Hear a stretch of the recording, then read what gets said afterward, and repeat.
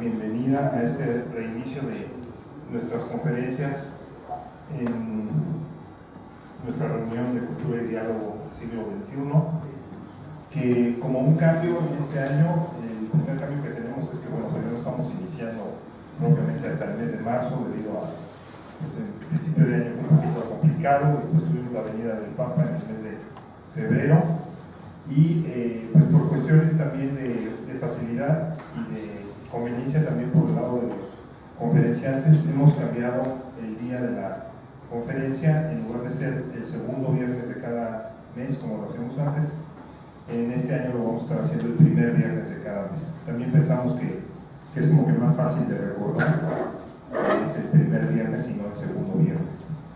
Entonces pues vamos reiniciando en este mes de marzo. Y pues para este reinicio tenemos el placer de contar con nuestro conferencista, Monseñor Martín Lara Becerril, que nos va a dar una conferencia el día de hoy sobre el influjo de las culturas antiguas en la Biblia. Monseñor Martín Lara cursó sus estudios de filosofía y teología en el Seminario Conciliar de Nuestra Señora de Guadalupe de Querétaro. Tiene también una licenciatura en Sagrada Escritura por parte del Instituto Bíblico de Roma, licenciatura en Teología por la Universidad de la Sapiencia de Cuernavaca, licenciado en Ciencias Religiosas de la UNIVA, rector del Seminario Diocesano de Querétaro de 2001 al 2012, y desde la llegada de Monseñor Faustino Armendáriz a Querétaro como obispo, él es el vicario general de la diócesis de Querétaro.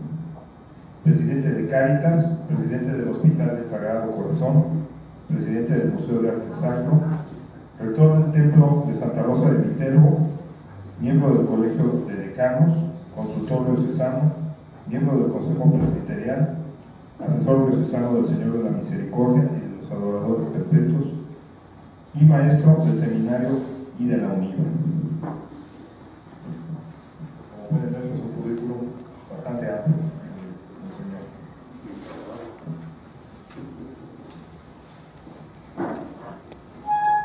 Como un pequeño preámbulo a esta conferencia, permítanme leerles las siguientes reflexiones. Nos dice el Concilio Vaticano II que la Iglesia ha venerado la Sagrada Escritura como el mismo cuerpo del Señor, y que ignorar las Escrituras es ignorar a Cristo, porque el Señor se ha revelado progresivamente a través de la historia, teniendo como culmen la misma autorrevelación de Dios en Cristo Jesús, aquel que es la palabra y que se hizo hombre, en virtud del misterio adorable y admirable de su encarnación. El Espíritu Santo, como lo proclamamos en el credo o símbolo de los apóstoles, habló por los profetas para sintetizar la acción divina en el proceso de la revelación. La adhesión plena a Cristo muerto y Cristo resucitado, y por la acción del Espíritu Santo, los evangelistas, algunos apóstoles y San Pablo, nos ofrecen a Cristo como mensaje de salvación o evangelio vivo, con todo lo que implique para la fe y la vida en una extraordinaria profundización y aplicación a diversas circunstancias, bajo la acción del mismo Espíritu Santo. En la Sagrada Escritura reconocemos la palabra de Dios escrita, en la cual se da una presencia de Dios cuando se proclama y se lee con espíritu de fe. Confesamos que es palabra divina, mensaje divino, y a la vez es palabra humana, porque han intervenido por el beneplácito divino hombres a través de su historia. Dios es el autor principal, pero también el hombre es coautor, con su lengua, su cultura, los diversos géneros literarios y las diversas circunstancias. Así confesamos la sacramentalidad de la palabra, que implica acción divina, pero también cooperación humana. Monseñor Martín Lara Becerril tiene a bien en esta noche ofrecernos un aspecto de la Sagrada Escritura o de la Santa Biblia que nos pasa desapercibido con mucha frecuencia: el proceso histórico, espacio temporal de la elaboración humana de la Santa Escritura. Singularmente hoy, ese aspecto del influjo de las culturas antiguas en ella.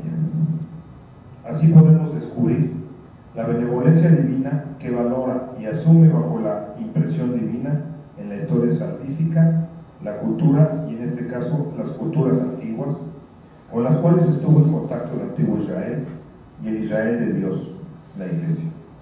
Escuchemos pues a Monseñor Martín Lara de Cerrillo. Muchas gracias.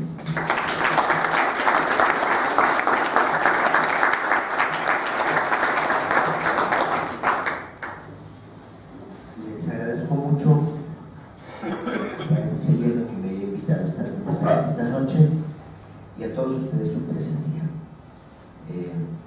Voy a tratar de ser concreto y claro, y además, bueno, que todos disfrutemos pues se trata de la Biblia, pues hay que disfrutar, ¿no? Voy a compartirles 8 ideas que con esto espero que nos quede lo suficientemente claro acerca de la influencia de las culturas antiguas en la Biblia. Voy a abocarme prácticamente al aspecto sí histórico, pero más que histórico, un extracto de todo el pensamiento de una cultura y cómo influyó en la Biblia. Primero, la primera idea: Israel siempre fue un pueblo periférico en la historia. Cuando uno revisa la historia del mundo, Israel nunca ha figurado entre las grandes potencias del mundo.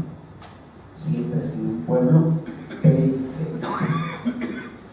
Ha sido un pueblo que no ha tenido una grande influencia a nivel de todas las naciones. En cualquier etapa uno revisa a Israel y pues nunca tuvo un ejército significativo. Eso sí, muy aguerridos, eso sí, pero un ejército no lo tuvo. Su economía en ciertas etapas de la historia fue fuerte, la mayoría del tiempo frente a las grandes potencias fue débil. Israel no parece un pueblo fuerte, más bien un pueblo periférico frente a las grandes potencias.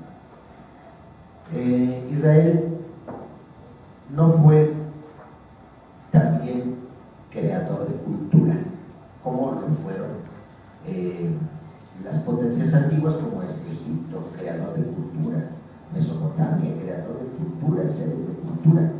Israel no fue así, más bien él dependió culturalmente de las potencias, pero tuvo una gran originalidad de Israel, que es precisamente la Biblia, que esto lo abordaremos quizá en otro momento, pero la gran genialidad de Israel pues fue precisamente el crear el libro. Van a decir, ¿usted no diría porque eso es cultura? Pues sí, pues un aporte cultural que es realmente valiosísimo, pero ser como cultura originante, como fueron las otras potencias, Israel no lo fue. Israel nunca tuvo un gran imperio. El tiempo en que Israel fue más fuerte fue en la época del rey David, donde sí tuvo un pequeño imperio. Y claro, pues a Salomón le tocó recibir un imperio consolidado, y pues el rey Salomón lo que hizo fue disfrutar de lo que su padre le había dejado. Bueno, así siempre es, ¿verdad? Ya ven que los padres trabajan y los hijos no más disfrutan. Siempre ha sido. Entonces nunca tuvo un imperio grande, significativo, no lo fue. Siempre fue algo muy periférico. Nunca Israel tuvo un gran ejército. Y repito, más bien Israel tuvo ejércitos, sí, pero fueron aguerridos. Ellos se organizaban al estilo de las células, militares. Ya ven que las células estas son muy difíciles de controlar. En primer lugar, son tan poquitos que no saben dónde están y que actúan aquí, luego salen por allá, etc. Y entonces Israel más bien fueron, pues sí, un ejército en forma, sí, pero un ejército chiquito, y ya actuaron ellos más bien a nivel de células militares, porque realmente pues, no podían enfrentarse a los grandes ejércitos. Más o menos la proporción de la lucha de Israel con las grandes potencias es más o menos la lucha que tuvo David con Goliat. Ya ven que cuando David se acerca a Goliat le dice: oye, pero pues si tú eres un muchacho, ¿cómo se te ocurre venir a pelear conmigo? Al venirte a pelear conmigo hasta me rebaja, o si yo soy un guerrero.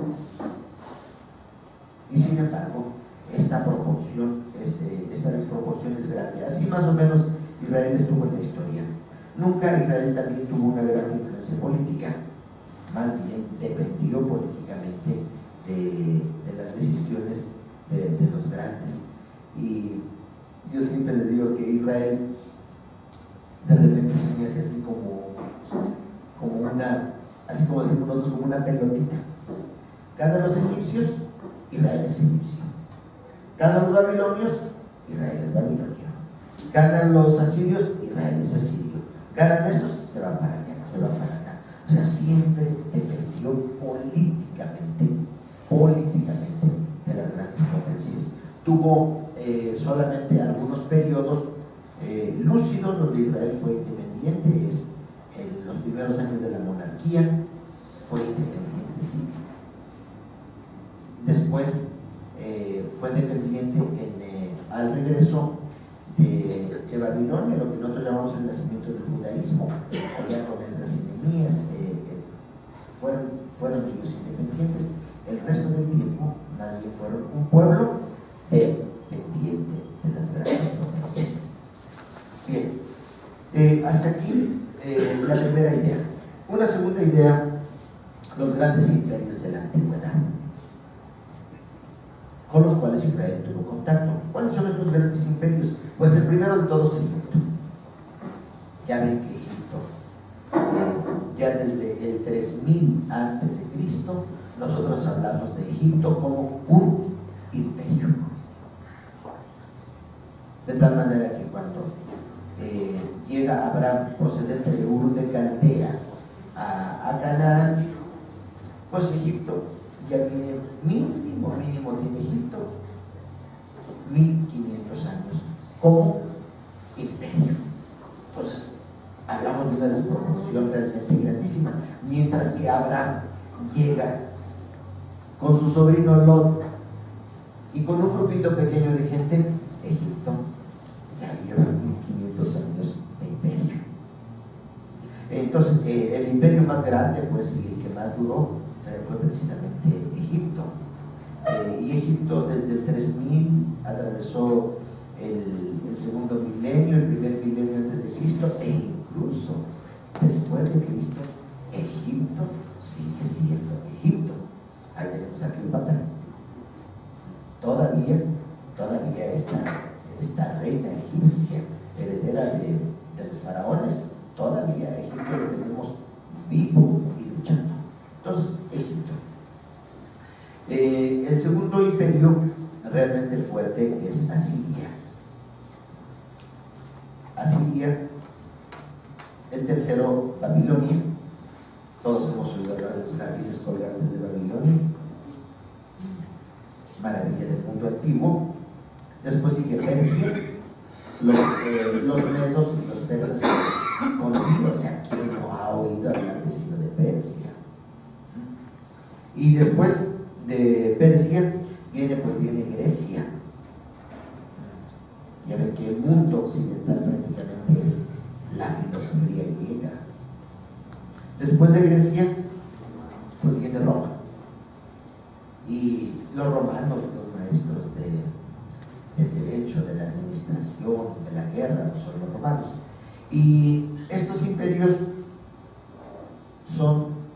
cuales Israel tuvo contacto. Y ahora sí, como decimos, ¿verdad? El que anda entre la miel, algo se le pega. Y a Israel no se le pegó algo, sino se le pegó mucho. De todos estos imperios. Quiero decir que la Biblia, como libro, los primeros relatos de la Biblia empiezan a escribirse en la época del rey Salomón. Estamos hablando en torno al 900 a.C. Allí la Biblia empieza a escribirse. Y entonces, ¿cuándo se terminó de escribir la Biblia? Nuestra Biblia católica, alrededor del año 100 después de Cristo. Por lo tanto, la Biblia es un libro que duró 1000 años de su escritura.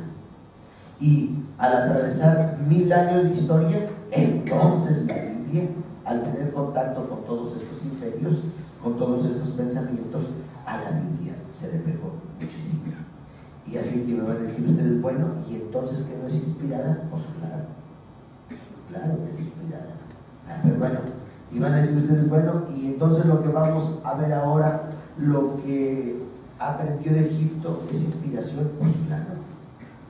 Lo que aprendió de Grecia, desde luego, etc. Bueno, eso es lo que vamos a desdoblar ahora. Tercera idea. Voy a evocarme ahora al imperio egipcio local. Egipto, entonces, en el año 3000 a.C., lo vemos ya como un verdadero imperio. Y su fuerza imperial dura hasta aproximadamente el 200 después de Cristo.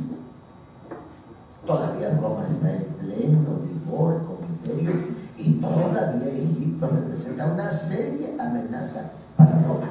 Entonces, después del año 200 después de Cristo, el imperio egipcio viene prácticamente mermando. Yo una vez leía un artículo y decía, se hacía la pregunta, dice, bueno, ¿qué fuerza fue la que logró vencer al imperio egipcio? Porque Egipto atravesó todos los imperios antiguos. Asiria, cayó Asiria y se acabó, y Egipto sigue. Babilonia, Persia, Grecia, Roma y Egipto está en pie. ¿Qué fuerza fue la que logró derrocar a Egipto? Y este artículo era de un investigador francés.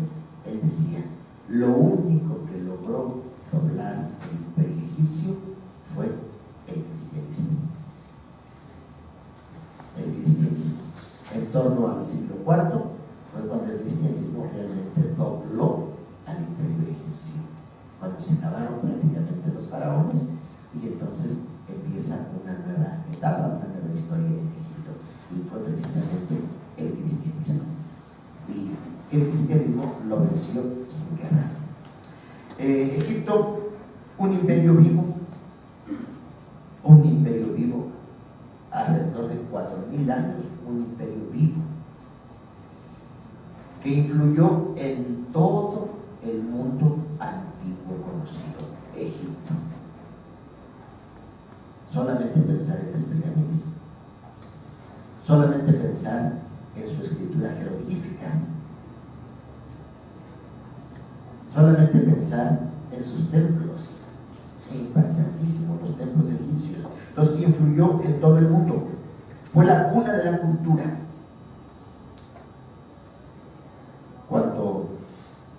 Cuando yo conocí Roma por primera vez, el impacto cultural es muy fuerte, y yo decía, bueno, ¿y los romanos de dónde aprendieron tanta cosa?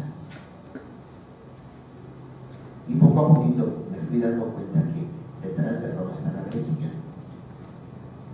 Cuando conocí Atenas, y uno dice, bueno, y este impacto cultural de Atenas, ¿de dónde lo aprendió? ¿De dónde copiaron todas estas cosas? ¿De dónde aprendieron ellos? Y la respuesta, ¿quién está detrás de Atenas? Está en Egipto. Y cuando llegamos a Egipto, tocamos fondo. Egipto es el origen de la cultura. Y Egipto, entonces, su arte. Imagínense ustedes esos grandísimos obeliscos, la forma tan interesante de extraerlos de las minas de granito, su cultura, su escritura, su fe. Su fe. Y esto va a ser muy interesante y yo recalco lo de su fe, ¿ya? Porque con Egipto realmente inicia una fe, un estilo, una religión. Israel, la Biblia nos narra que Israel estuvo 400 años en Egipto. O sea, después de 400 años, ¿cuántas generaciones son? Si una generación, la Biblia cuenta una generación desde el momento en que uno nace hasta el momento en que nace su primer hijo, esa es una generación. Y el promedio generacional, según la Biblia, son 25 años en promedio. 25 años es lo que hace una generación. Entonces, Egipto, si Israel estuvo 400 años, son por lo menos 16 generaciones que estuvieron en Egipto. Y claro, ahora sí, nuevamente vuelvo a decir, el que está entre la miel, algo se le pega. Y entonces a Israel se le pegó muchísimo en Egipto. ¿En qué se nota la influencia de Egipto en la Biblia? Miren, si uno lee los salmos que se cantaban en Egipto y uno lee los salmos de la Biblia, uno va a decir, bueno, ¿y quién copió a quién? Y lo más probable es que los autores de la Biblia aprendieron y copiaron la salmodia egipcia. Pero los valores que están en los mandamientos, estos 10 mandamientos que nosotros tenemos, y uno dice, bueno, se le ocurrieron a Moisés, se los dictó Dios. ¿O qué pasa con esto? Bueno, cuando uno lee los mandamientos de la Biblia y tú ves todos los códigos legales de Egipto, hay una grandísima similitud hasta la forma en la cual están redactados. Se nota cómo influyó Egipto realmente, incluso su forma literaria, la forma en que están redactados, igual. El comercio, pues ya ni se diga, la ropa, los bordados, los tejidos, los colores que se usan en Egipto son los mismos que se utiliza al pueblo de Israel. Salomón se casa con la hija del faraón, imagínense si es influencia. Y luego, pues, la hija del faraón, pues claro, ella va a querer vivir al estilo egipcio. Ella no va a querer vivir al estilo de un pueblo que tiene poca cultura, poca tradición. No, ella va a vivir al estilo egipcio. Y Salomón tiene que organizar su corte, tiene que organizar su palacio según el estilo egipcio. El faraón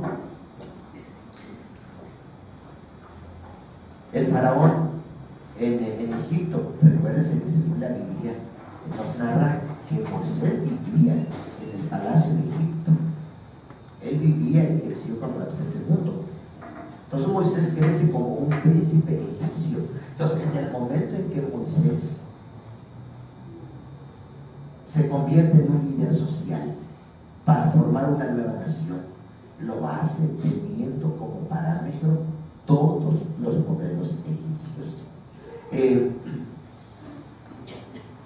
Moisés entonces tiene en la cabeza la sociedad egipcia, la forma como organizó, así él tenía precisamente la idea de los ancianos, de las tribus, etc. Y según ese modelo, Moisés organiza al pueblo que ha sacado de Egipto. Así se lo lleva.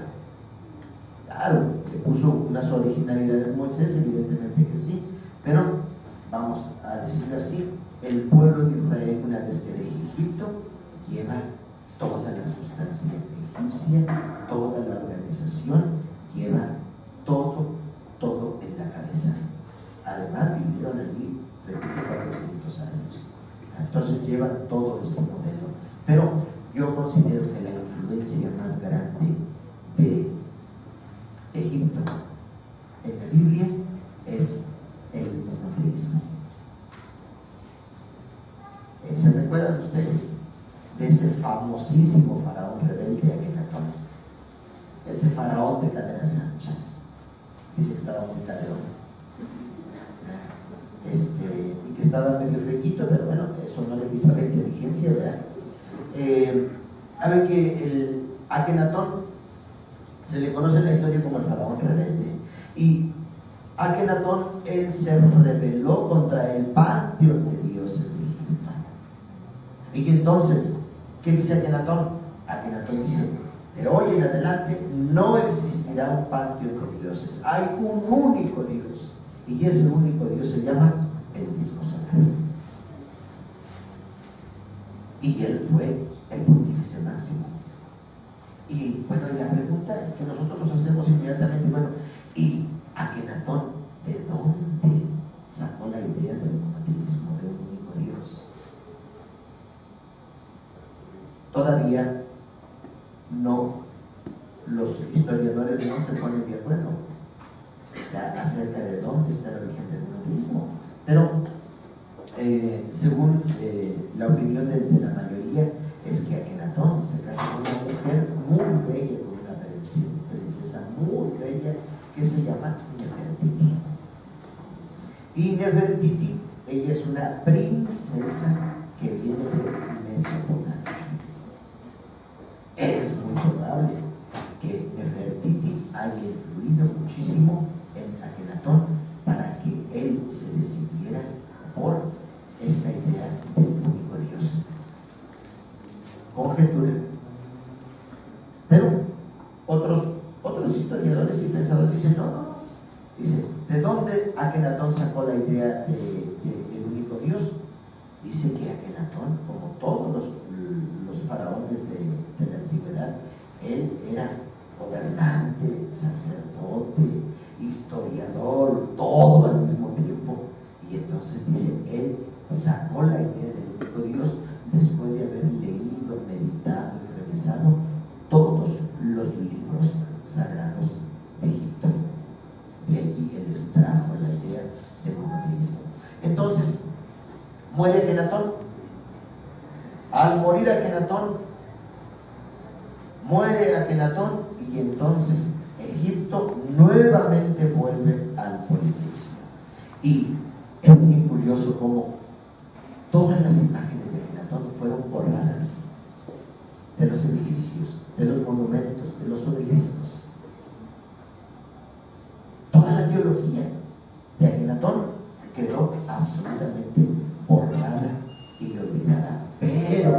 Pero la idea del monoteísmo estaba sembrada en el mundo, estaba sembrada en la historia. Cuando Israel llega a Egipto, cuando es oprimido, el monoteísmo está extinguido. No existe un monoteísmo, pero la idea del monoteísmo está sembrada en Egipto. Es muy probable que Moisés, junto con el pueblo de Israel, ellos hayan oído hablar de este tema del único Dios, y que esta influencia monoteísta fue ampliamente aprovechada por Moisés y precisamente fortalecida al interior del pueblo de Israel. Entonces yo considero que la influencia más fuerte de Egipto en cuanto al pueblo de Israel fue la idea del único Dios, del monoteísmo. Si no ayudaron ellos a crearla, sí la fortalecieron con esta idea del único Dios. Entonces, esa es la influencia egipcia. Más aparte de todas estas otras influencias, como les digo, el código de valores éticos que están en los mandamientos, los códigos egipcios. Allí. Bueno, cuarta idea. Vamos a otro imperio, que es el imperio asirio.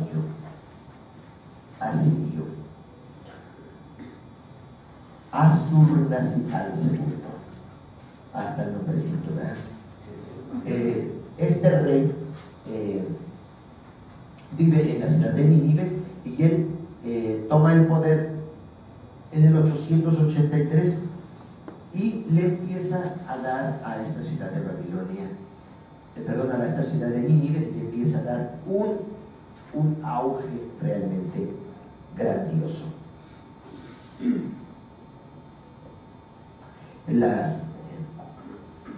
Pero cuando uno habla de Asiria, podemos nosotros decir que Asiria ha sido, bueno, de los imperios de la antigüedad, ha sido el imperio más fiero, más duro, ha sido el imperio más sanguinario. Así. Ya de los modernos ya no sabríamos decir cuál, pero de los antiguos es Asiria. De hecho, las tablillas que se han encontrado, las referencias que hay sobre Asiria, hay unas frases realmente estremecedoras. ¿Qué se dice de Asiria? De Asiria se dice, es un albergue de leones. Es una ciudad de derramamiento de sangre. Asiria es una despiadada máquina de guerra que aterroriza a todos los enemigos. O sea, a oír hablar de Asiria es para estremecerse.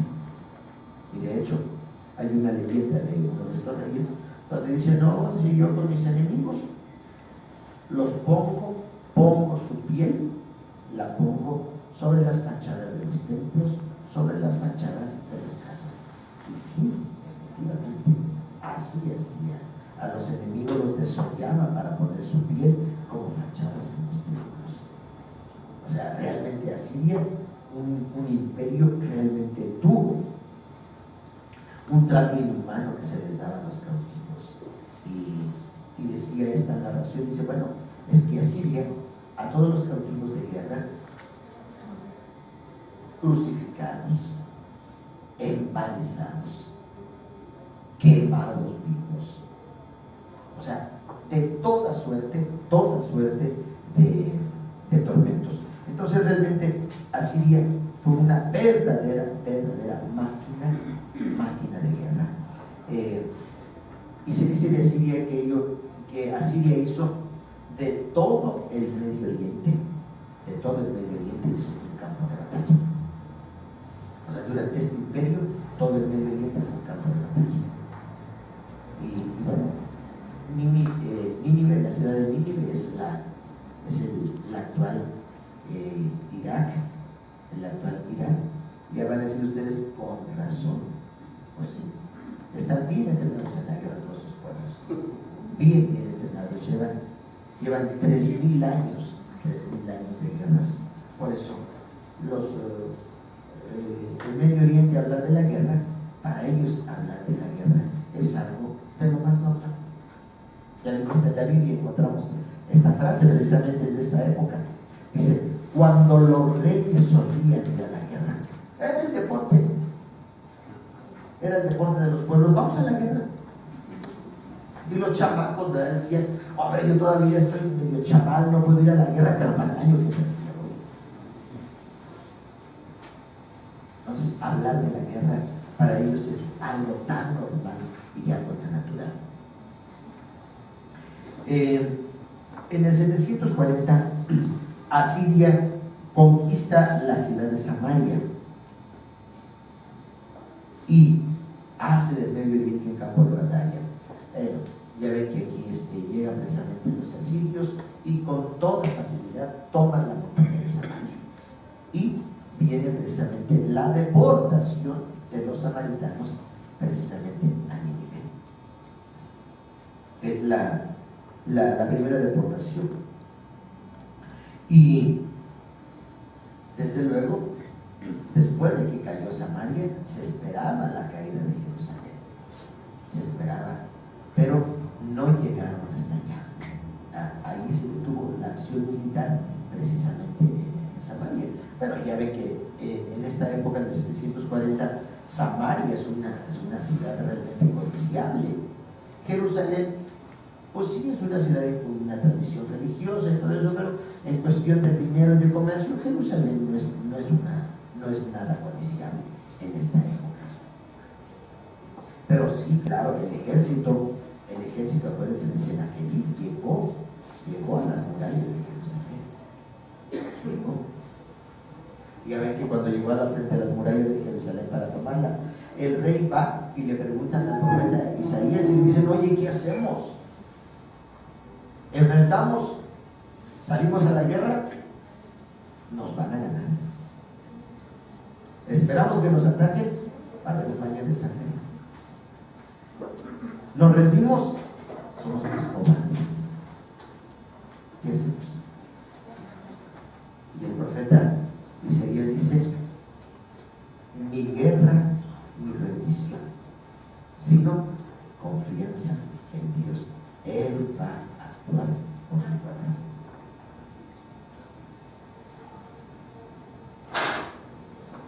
Los pueblos antiguos, o sea, enfrentarse a Siria, imposible. ¿Qué se espera? Solamente se espera una intervención divina para que caiga este pueblo sanguinario. Si uno lee el profeta Nahum, dicen los historiadores, los que conocen, dicen que leído el profeta Nahum en hebreo, dice que cuando uno lee al profeta Nahum en hebreo, se escuchan los tambores de guerra. Los tambores de guerra son los pueblos que se acercan uno tras otro para circundar la ciudad de Nínive y hacerla caer de una manera estrepitosa. Porque lo único que hizo Asiria con una acción militar fue acumular enemigos para que de su destrucción. Entonces el profeta escucha los tambores de guerra, escucha el chasquido de los caballos, precisamente ya por la fiereza de esta nación. Y estamos ya en el 612 a.C., cuando el profeta Nahum escribe su texto.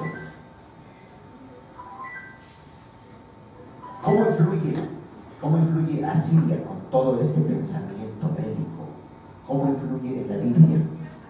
Bueno, pues influye de esta manera.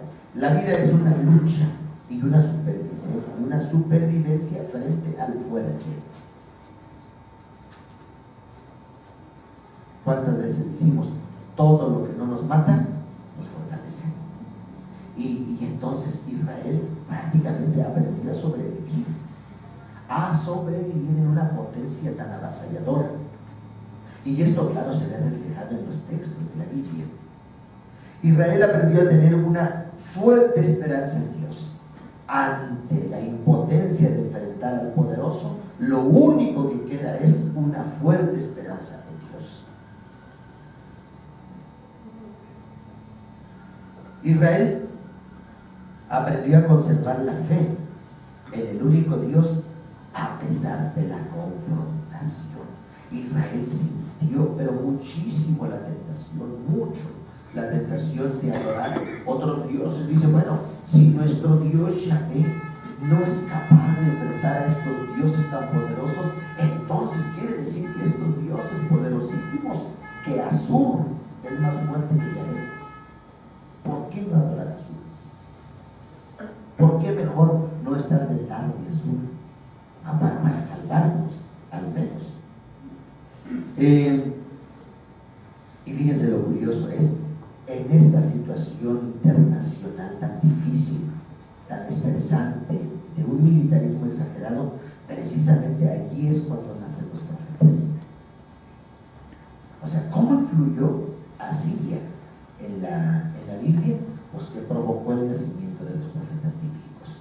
Y prácticamente en la época más dura que nace Asiria es cuando aparecen los 4 grandes profetas de la Biblia, lo que nosotros llamamos el siglo de oro del profetismo: Isaías y Miqueas en el sur, Oseas y Amós en el norte.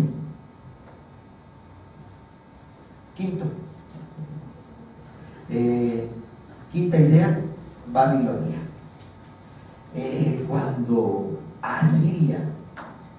Asiria está en todo este apogeo militar tan fuerte, o sea, lo que hace la gente es decir, bueno, pues ya que esto se acabe, ya. Que venga otro, quien posee que sea, pero que venga alguien. Y entonces, efectivamente, viene otra grande potencia, que es precisamente Babilonia. Este imperio fue mucho más chiquito. Babilonia, como potencia militar y política, va del 606 al 539. No mucho tiempo, pero bueno, ahí está. Babilonia pues está extendida en esta llanura de 80 kilómetros, no es tan grande, 80 kilómetros. Allí estaba precisamente la ciudad extraordinaria de Babilonia, una ciudad que se caracterizaba por tener un doble muro. O sea, lo más normal es que las ciudades estaban amuralladas, pero Babilonia tiene un doble muro. O sea, caray, una ciudad con doble muro, o sea, es decir, es una ciudad casi infranqueable. Tiene un foso, previo a la muralla, un foso, es decir, para evitar que sea atacada y tener la gran seguridad. Es la ciudad de las maravillas, Babilonia. ¿A quién no ha oído hablar de los jardines colgantes de Babilonia? Ya ven que ya lo vamos a ver más adelantito. Pues Alejandro Magno dice, no, pues Babilonia. Y de ahí hizo un transporte para llegar a la India. Entonces,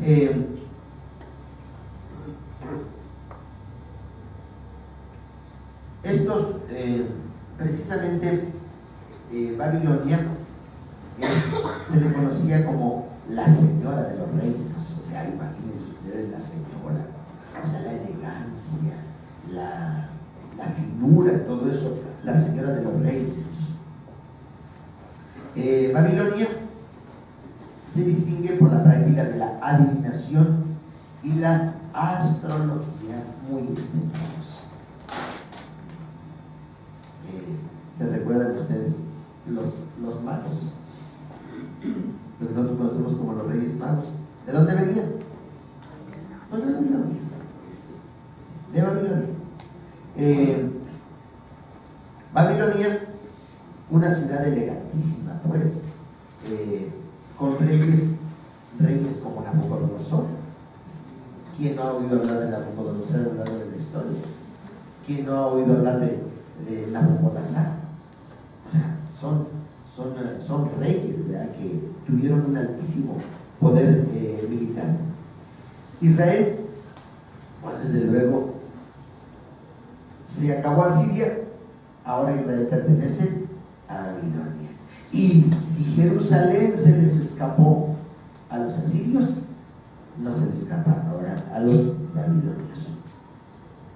586, fecha totalmente emblemática cuando la ciudad de Jerusalén cayó ante las armas de Nabucodonosor. Ya ven la Biblia cómo lo narra. Dice que en la noche, cuando ya no hubo más, en la noche hicieron un banquete en la muralla y por allí salió el rey con sus más cercanos y sus hijos. Salieron para escapar porque era inminente la caída de Jerusalén. Y dice, los babilonios se dieron cuenta que salió el rey escapándose. Ya, pues corre con los caballos y todo eso, los escucharon. Y dice, los persiguieron hasta los llanos de Jericó. Allí los alcanzaron. Y dice, cuando los alcanzaron, todos se dispersaron y dejaron al rey súbdito en manos de los babilonios. Fue tomado preso. Se le hizo un juicio de guerra, un juicio militar. Y dice, delante del rey pasaron a cuchillo sus hijos. Y después al rey le sacaron los ojos y lo llevaron encadenado con cadena de bronce. Y yo digo, bueno, pues el bronce, pues, está bien, ¿no? Está bonito el bronce, pero pues ya sin ojos, ¿cómo lo veían? Aunque hubiera sido de oro. Se lo llevan a Babilonia y precisamente el rey allá va a morir. cristiana, y entonces Israel ahora en la parte sur, en Judea, ahora toda la provincia de Judea es llevada a Babilonia como esclavos. Acuérdense aquel salmo, el Salmo 137. Junto a los canales de Babilonia nos sentábamos a llorar con nostalgia de Sion. ¿Qué hubo en Babilonia? Tristeza, llanto.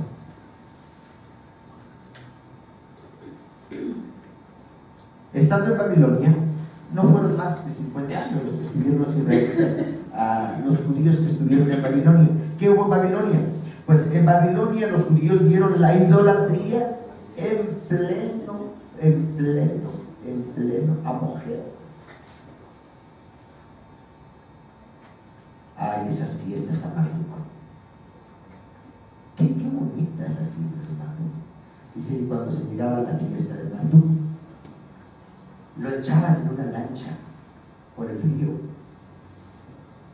en la noche, con lámparas encendidas, y después de la barca de Marduk iba, todos sus adoradores iban detrás de él, siguiendo al Dios que iba navegando por el río a visitar a la diosa Luna, a la diosa Ishtar.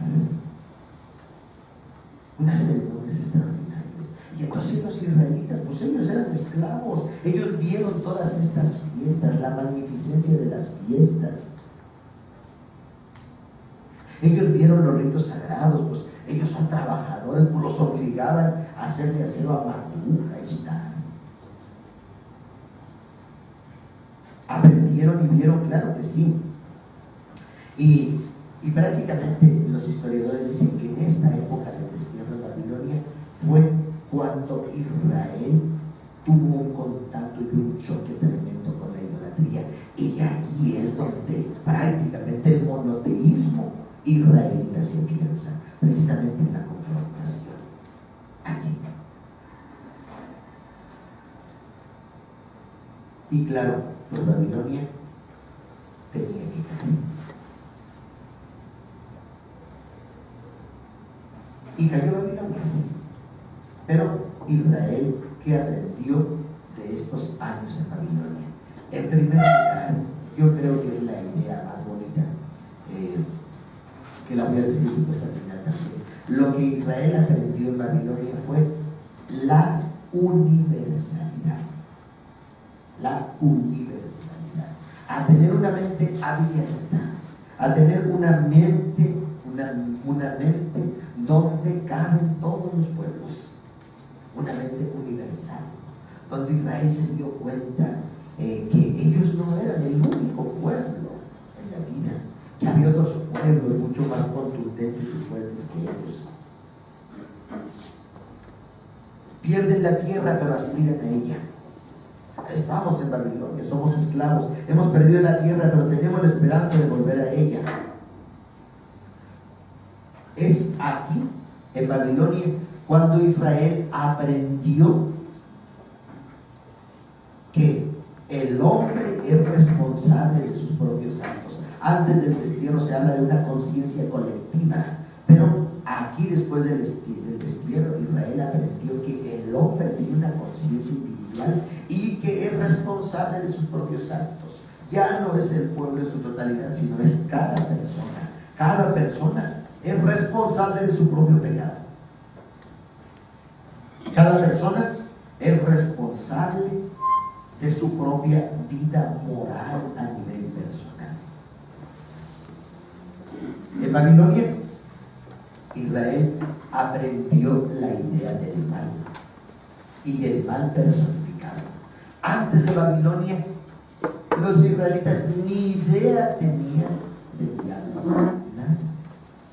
Es hasta el contacto con la cultura babilonia cuando se empieza a tener la idea teológica del mal y del mal concentrado en una persona. Pero también aquí en Babilonia viene otra idea idea extraordinaria, que es el justo, sufriente e inocente. Por su propia experiencia a nivel personal, Israel dice, bueno, ¿y por qué hay que sufrir? ¿Qué sentido tiene el sufrimiento? Entonces, allí nace la idea de el justo sufriente. Y dice, bueno, ¿y por qué tiene que sufrir? Pues porque es justo. Bueno, pero si no ha hecho nada, pues precisamente por eso. La idea del justo sufriente, del inocente sufriente, precisamente nace allí en Babilonia.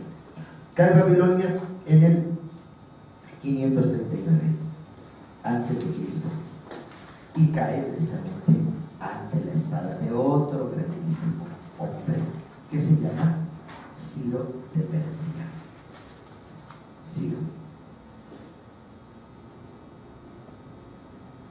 Ciro de Persia,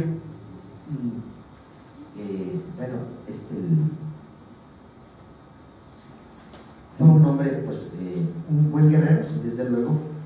El mérito que tuvo Ciro de Persia fue haber unido a los medos y a los persas, los hizo un solo ejército, un solo pueblo.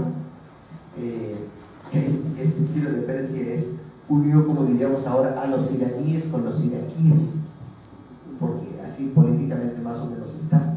Entonces unió a los iraquíes con los iraníes y entonces se lanzaron en contra de Babilonia.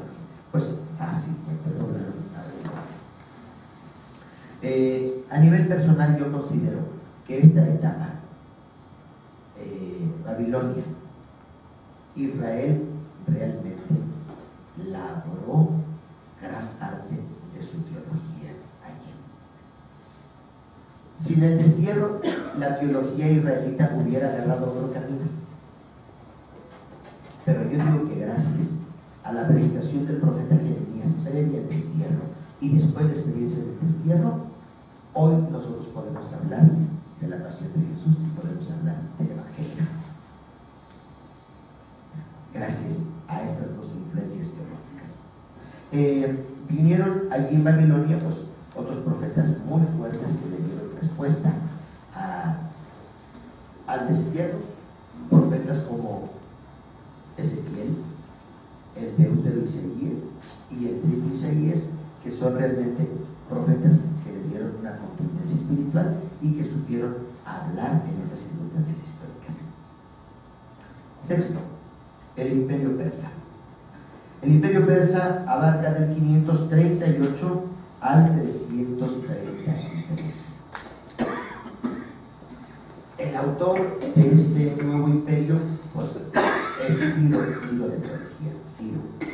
Y Ciro cambia la política. Toda la política que habían hecho los imperios anteriores era la deportación. Vences este pueblo, llévatelo como esclavo, desarráigalo de su tierra. Y Ciro dijo, no. Cuando él sometió a Babilonia, Ciro dice, no. Dice, al contrario, todos los pueblos váyanse a su tierra. Váyanse a su tierra de origen. Adoren a sus dioses. Desarrollen su cultura. Y claro, pues a todos los pueblos esta política les cayó extraordinariamente bien. Pero dice Ciro, váyanse a su tierra, cultiven sus campos, sus dioses, reconstruyen sus templos, todo. Dice, pero no se les olvide una cosa, venga para acá los impuestos. Dice, eso que no se les va a olvidar. Y entonces, de esa manera, Ciro prácticamente pacificó todo el Medio Oriente. Y también por eso el imperio va a durar más, va a ser más largo. Ciro, fíjense qué importancia tiene Ciro en la Biblia, que es el único rey pagano que se le da el título de Mesías. ¿Quién era el Mesías? El descendiente del rey David. Pero Ciro no tiene nada del rey David. Y sin embargo, la Biblia le da a Ciro el título de Mesías. O sea, la importancia tan grande. Tenemos nosotros en la Biblia palabras persas. Por ejemplo, la palabra paraíso es una palabra persa.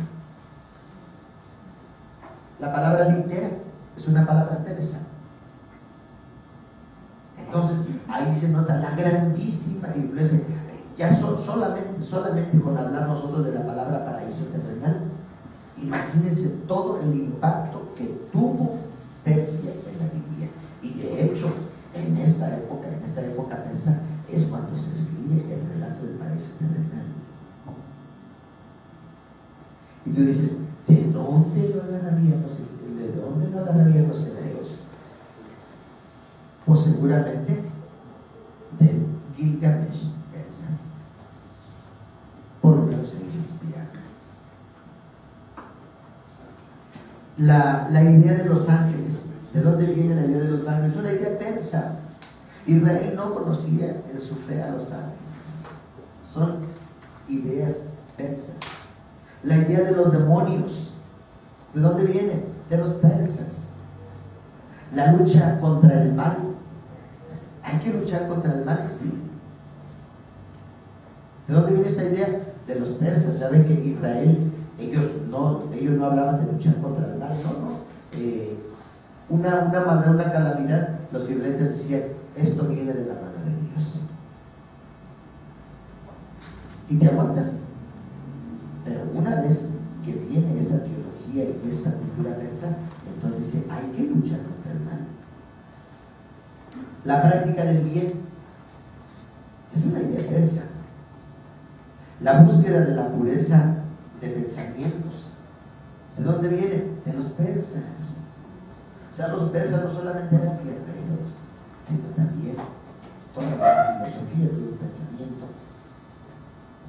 Entonces, la pureza en pensamientos, palabras y acciones son ideas de los persas. La inmortalidad y el cielo como recompensa de la vida es una idea persa.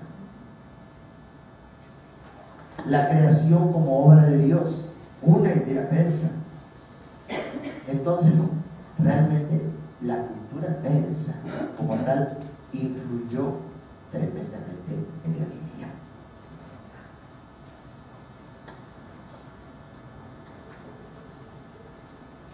Séptima idea, la influencia griega. El imperio griego va del 333 al 63 a.C. La influencia griega. Bueno, cuando hablamos nosotros de Grecia, necesariamente hablamos de Alejandro el Grande, Alejandro Magno. Hablar de Grecia es irrenunciable dejar a un lado a Alejandro Magno. Ya ven que Alejandro Magno, él es hijo del rey Filipo II, y su educador fue el grandísimo Aristóteles, un grande filósofo que educa a un estratega militar. No le salió buen filósofo, pero le salió muy buen guerrero. Y claro, Alejandro Magno, imagínense ustedes, a los 20 años, él es el capitán del ejército griego. Capitán del ejército, a los 20 años. Nosotros ya le dimos vuelta a los 20 una vez, 2 veces, vamos con la tercera y pues hay que preguntarnos qué vuelta estamos llegando en la historia. Alejandro Magno, a los 20 años, capitán del ejército. Alejandro Magno, la característica de Alejandro Magno es que él hace una conquista no solamente militar, sino la preocupación de Alejandro Magno es hacer una conquista cultural. Claro, de todos modos hay que pelear, sí hay que pelear, pero la conquista más grande que hace Alejandro Magno es una conquista cultural.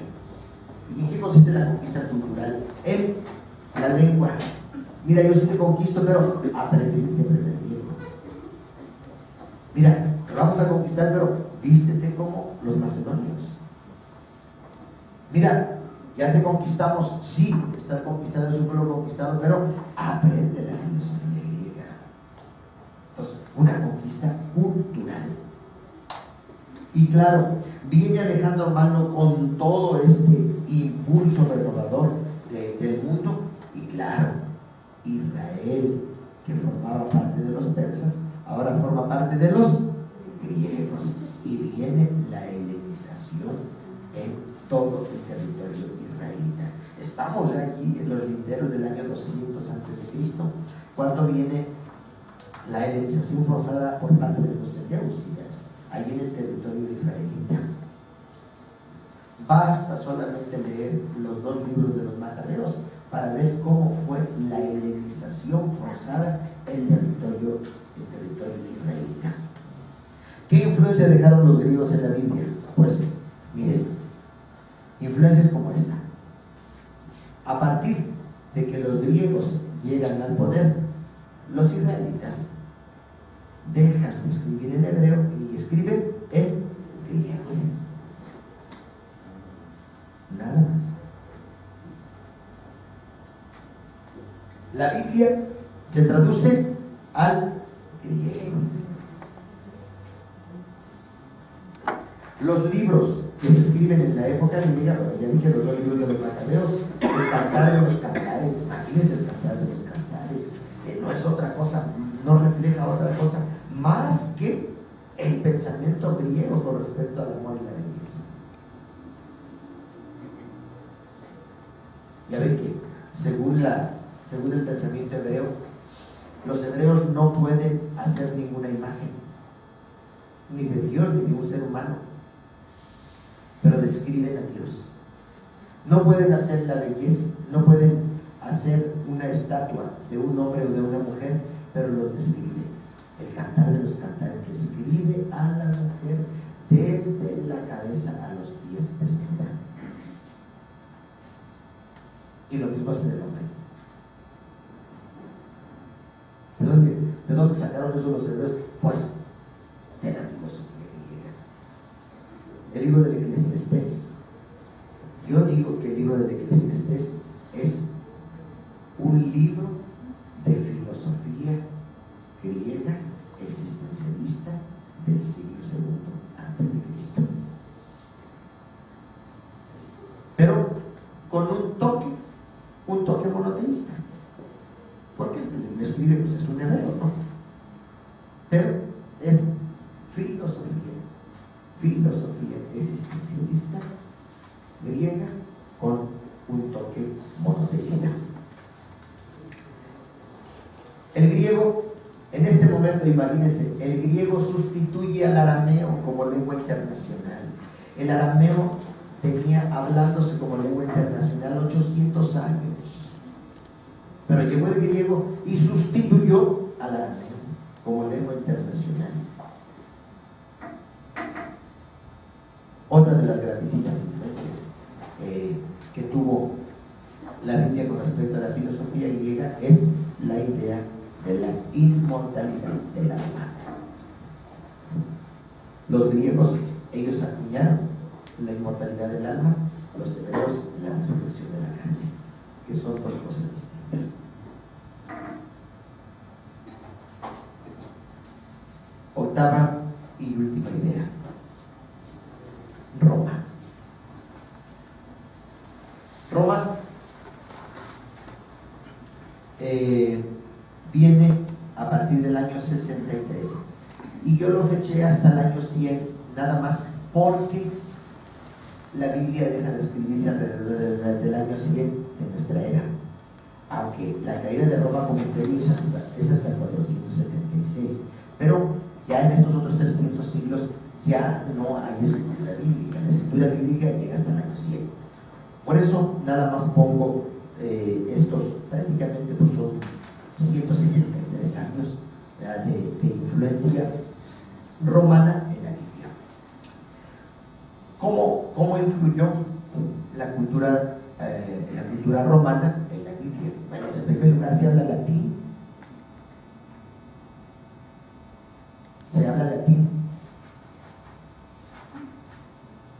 ¿Cómo influye?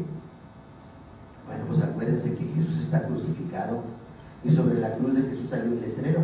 Dice que está en griego, latín y hebreo. Ahí está, en latín.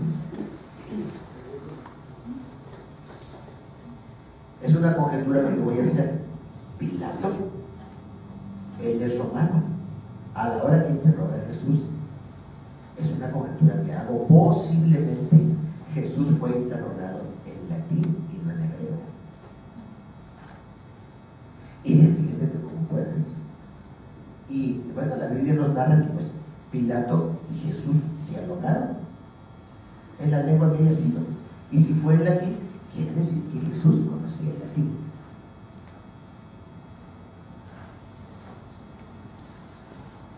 Todo tiene el estilo romano. Todo. La cultura, el vestido, la lengua, todo tiene este estilo romano. Roma es el marco de todo el Nuevo Testamento de la vida de Jesús. Imagínense si no tuvo infancia. Vamos a decir que el Nuevo Testamento nace en una cultura totalmente griega, totalmente romana.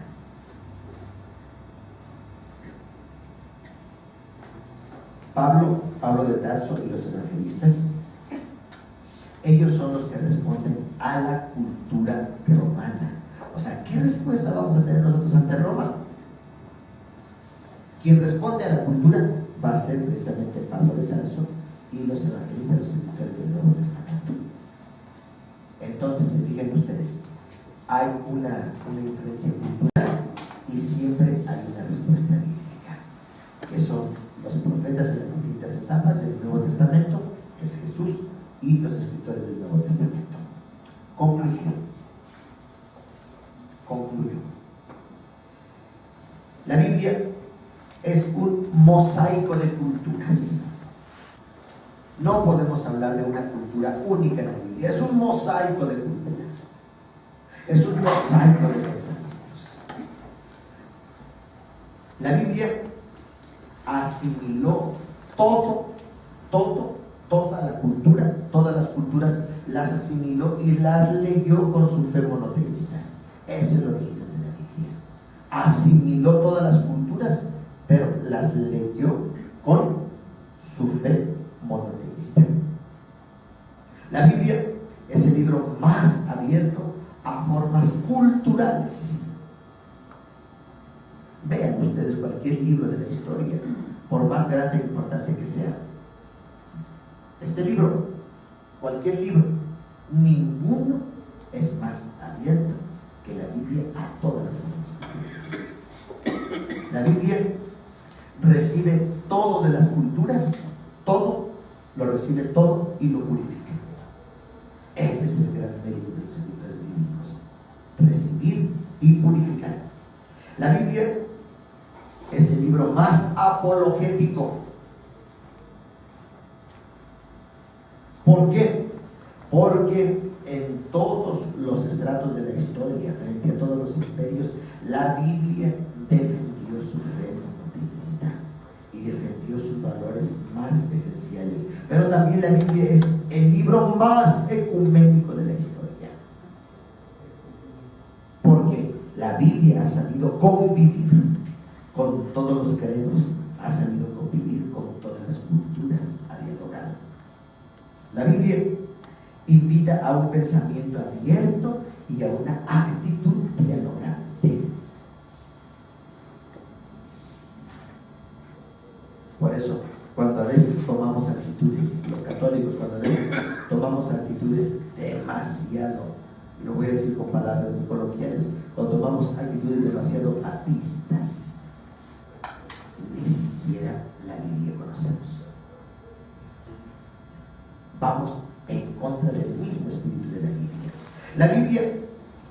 La Biblia descubre el logos espermaticos en cada cultura. Es decir, la Biblia ha sabido encontrar las semillas del verbo de Dios en cada cultura a lo largo de la historia. Para mí esto es extraordinario. En el momento en que la Biblia toma elementos culturales de los distintos imperios, en ese momento la Biblia está diciendo que también estas cosas son palabra de Dios, también estas son revelación, también esta es instrucción y norma para vivir en la vida de todo creyente en los textos bíblicos. La Biblia es el libro de los libros, sí, desde luego. Por eso invito a leer la Biblia con un pensamiento y corazón abierto. Yo creo que a partir de hoy les invito a que vayan a estudiar su Biblia, pero a leerla con un pensamiento totalmente abierto. Pensamiento y corazón abierto, porque la Biblia no se ha cerrado a nada. Ni ha tenido, la Biblia no ha tenido asco de ninguna cultura, no ha tenido rechazo de ninguna cultura. Se ha enfrentado y le ha costado a la Biblia, le ha costado mucho sufrimiento y sangre, pero finalmente la Biblia, en este choque cultural, la Biblia ha salido muy fortalecida. La Biblia es el libro más tolerante de todos, más tolerante. Ya ven que a veces, casi siempre a los católicos, bueno, nosotros somos católicos, a veces nos acusan de muchísimas cosas, pero cuando uno lee la Biblia y ve al católico, es el más tolerante de todos. Les invito también a saber la lengua y las culturas. Y que hoy día no nos extrañe que nosotros como católicos vivamos en un mundo culturalmente dominante. Nosotros como nación, como pueblo católico, claro, tenemos otras culturas mucho más dominantes. Que no nos espante. La Biblia nos enseña a saber dialogar, convivir, purificar, y la Biblia nos enseña precisamente a estar abiertos y aprovechar todo lo bueno de las culturas de hoy. Pues muchas gracias a todos.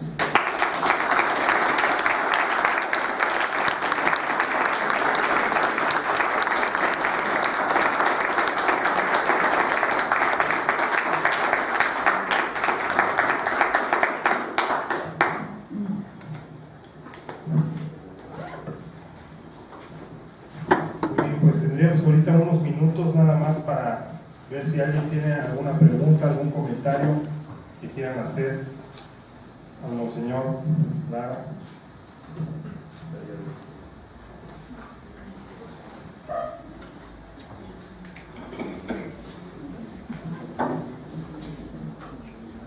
No es así, entonces le cedo la palabra al Padre Trisi.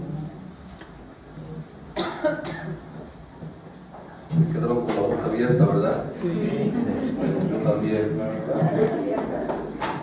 Aunque el Padre Martín fue mi alumno hace muchos años, ya ni se acuerda lo que yo decía. Porque ya aprendí otras cosas más interesantes. Bueno,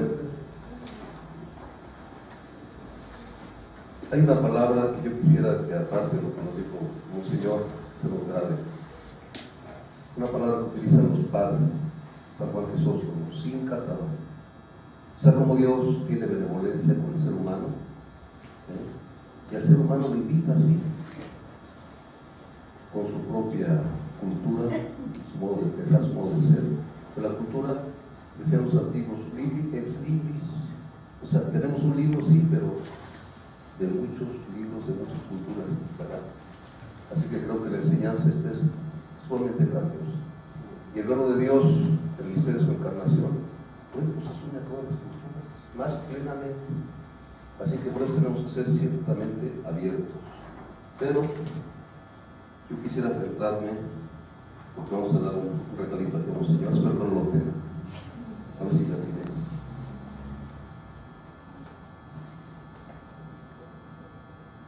El solo nombre de la Madre de Dios contiene todo el misterio de la economía de la encarnación, en palabras de San Juan Damasceno.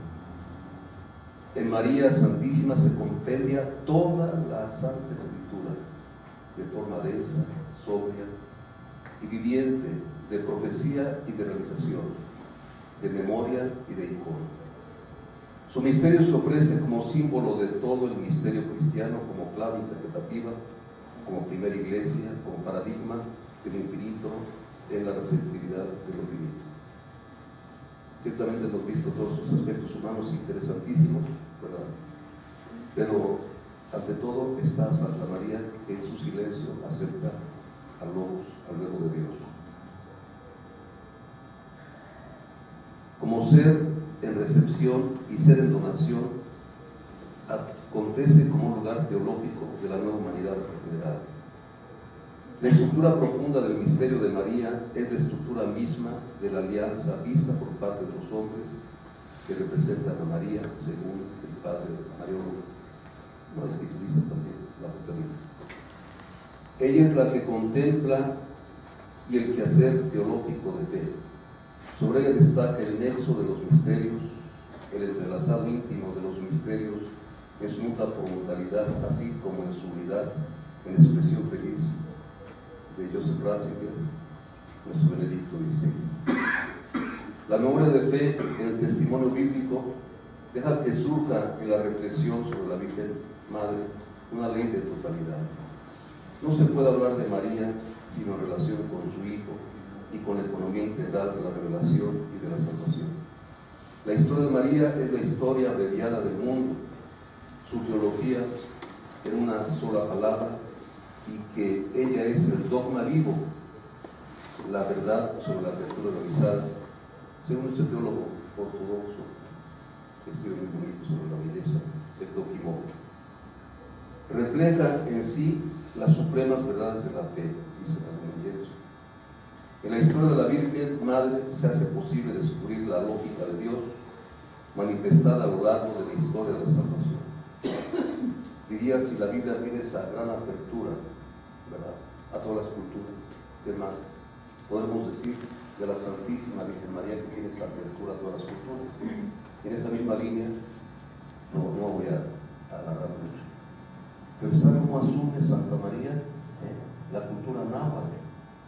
Y desde ahí nos da el mensaje de salvación extraordinario. Ya no sigo de emoción. Así que ahí está, en Santa María vemos todo este cambio de símbolos para pensarnos todo esto que el Padre José Martín nos dice. Ahí está, en un icono, en la Santísima Virgen de María. Y me quedo con una idea nada más. Lo que repito, porque el Papa lo ha dicho, con su estilo tan coloquial, tan hermoso. Tenacasita, náhuatl significa mirar colores. Por eso la Virgen mira en diagonal y significa esas tres cosas. Respeto. ¿Cómo tenemos que tener respeto a las diversas culturas? Creo que es parte de nuestra identidad, como la Santa Escritura. Claro, hay que purificar. No se toma todas las cosas sin purificación. Pero respeto. Segundo, significa también afecto. ¿Cómo es tener afecto? Esto nos da una identidad ante todos los pueblos, pues el Papa decía, nosotros tenemos cosas muy importantes. Tenemos una cultura indígena, una cultura mestiza, una cultura criolla. De verdad podemos nosotros también estar abiertos al mundo para buscar la unidad. Y tercero, esa mirada de la vida significa protección, una madre protectora. Así que por eso, en agradecimiento a Monseñor, quiero entregarle, por eso todo fue sobre María, nuestra Biblia compendiada. Dime que no lo tienes, si no te lo vas a tener que dar. No lo tengo. Ah, qué bueno. Es un libro de Mariología que me parece muy bueno, hermoso. Se llama la colección Sapiencia Fidei, y es así, de todos los libros que escriben los estudios vaticanos, este es uno de los grandes. Yo estudié el de David Oposo, la historia de la salvación, pero este yo creo que ya después de muchos años lo supero, ¿de acuerdo? Le damos un aplauso a Monseñor.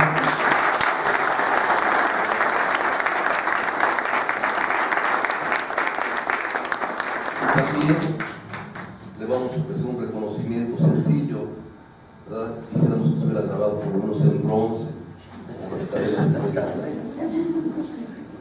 Dice así: el Grupo Cultura y Diálogo Siglo XXI del Templo Expiatorio del Sagrado Corazón de Jesús agradece a Monseñor Martín Lara Becerril su magistral conferencia, El influjo de las culturas antiguas en la Biblia, a través de la cual nos dio a conocer el beneplácito divino al asumir al hombre como coautor de la Sagrada Escritura en la inmersión de las culturas de su tiempo.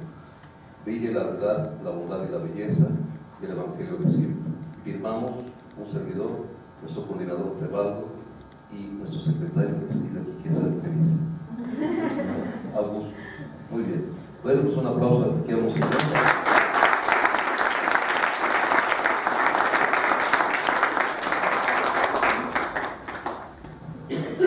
Ahora sí, los de la distribución, pero yo creo que vamos a tener que repartirlos. Van para allá y luego ellos para acá, ¿no? Algunos, porque no vamos a caber. Pues, Sí cabemos. un montón de nosotros, sí, cada uno sabe. Muy bien. Bueno, pues, pues muchas gracias a todos por su asistencia el día de hoy. Como siempre tenemos preparado aquí en el salón de junto pues nuestro brindis con un poquito de queso, pan y vino, como dice el padre, una copita de vino, y hoy sí literalmente pues queso y pan, porque pues ya estamos de vigilia. Y bueno, reiterarles que pues hemos recomenzado entonces ya en este año con nuestros ciclos de conferencias en Cultura y Diálogo Siglo XXI. La próxima va a ser el día 1 de abril, que es viernes, y la conferencia se va a titular Edith Stein y el sentido de las cosas. Va a ser impartida por el padre Francisco Javier Rodríguez, y pues esperamos poder contar de nuevo con su asistencia. Y ahorita pues los invitamos a pasar junto a este pequeño. Muchas gracias.